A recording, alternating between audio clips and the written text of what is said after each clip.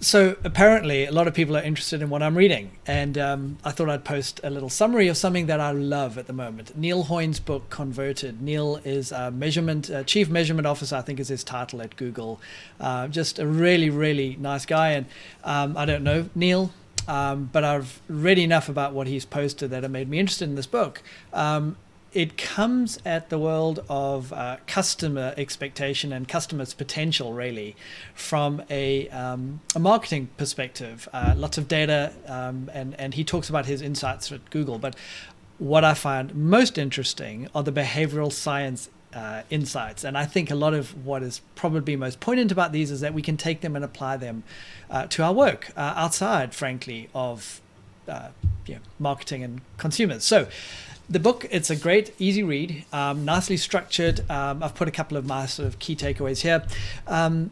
Structured into three ways. One, talking about how you have conversations with customers, relationships with customers, and internally as well, and externally, and self-improvement. But I think the big takeaway for me is that whilst it was written focused on marketing, you can actually really apply it to if you're a leader or a manager in an organization and you want to actually get things done differently. It's not just about converting customers. It's actually about changing how you do work potentially in your organization. So the customer piece talks about how you can create conversations.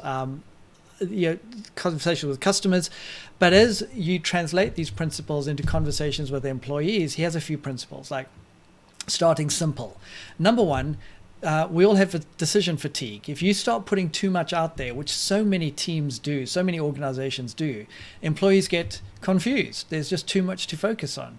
The second thing is our brains don't like complexity, right? It's just not something that we're geared up to kind of go after. So it's really important to acknowledge that as well.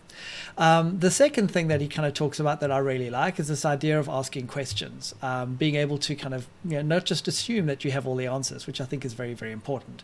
The third, embracing human nature. There's a great HBR study that he talks about here, talking about customers and their satisfaction with a meal, and how that satisfaction went up by 17% when the cook and the diner could see each other. Like, just think about that. So if you're a leader in a team, and you've got people that are working with you, but they never see you, they never hear you, how are you going to bridge that human potential and that human nature? So the second piece then, moving on, the first is about conversations. The second piece is about relationships, knowing where things stand. He talks about customer lifetime value as the big indicator with marketing. There's one question that you can use, and lots of organizations have surveys and tons of data, but the biggest data is the answer to the question to any employee: would you recommend working here to your friend? Number one, it kind of is a really good indicator, because if you're not going to tell your friend to work here, what's going on? What is there that you need to dive into? Talks about change as well, and the fact that knowing where people are and that you can't convert everyone, and that's important for us as in organizations too. You're not going to change everyone. Sometimes you're going to make it work, or you're going to say goodbye. You're going to say goodbye to some people, just like you're going to fire some clients. You're going to get rid of some people potentially. You're not going to make it happen. The last piece on self-improvement, there's a really, really important piece here, and it reminds me of work that I'd done partnering kind of with some of the insights from BJ Fogg's work, actually. I'm going to read a little bit here. It says, a lot of marketers try and find perfect solutions to their problems, which actually impedes their progress. Well, this is true of leaders and managers and companies all over, right? But he goes on. This mindset underestimates the impact of small changes. An imperfect step is less attractive and less sexy, but the truth is that big fixes are few and far between. It's more productive to focus on what you can do each day to improve your marketing practices and make them slightly better. Well, of course, that's true with management and leadership. If you're running a production facility or an insurance company or a claims department or whatever, focus on the things that you can do each and every day to make them slightly better. These modest improvements add up, but they're the sort of improvements that many marketers, business leaders, ignore in facing of chasing the big solution, which will never come. So, whilst he's talking about converting customers, this is so true about what we can do within organizations as well.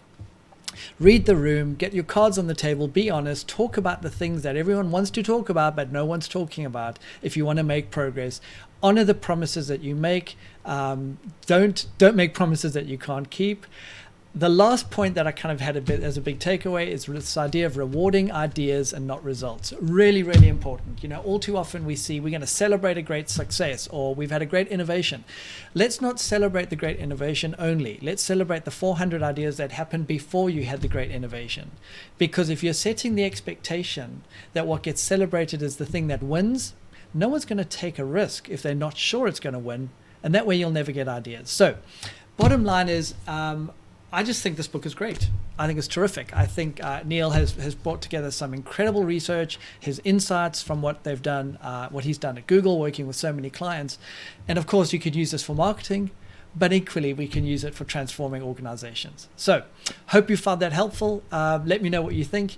And again, thanks, Neil, for some really great insights. I think it's going to transform how a lot of people manage client interactions and probably also, hopefully also, interactions and change with their teams.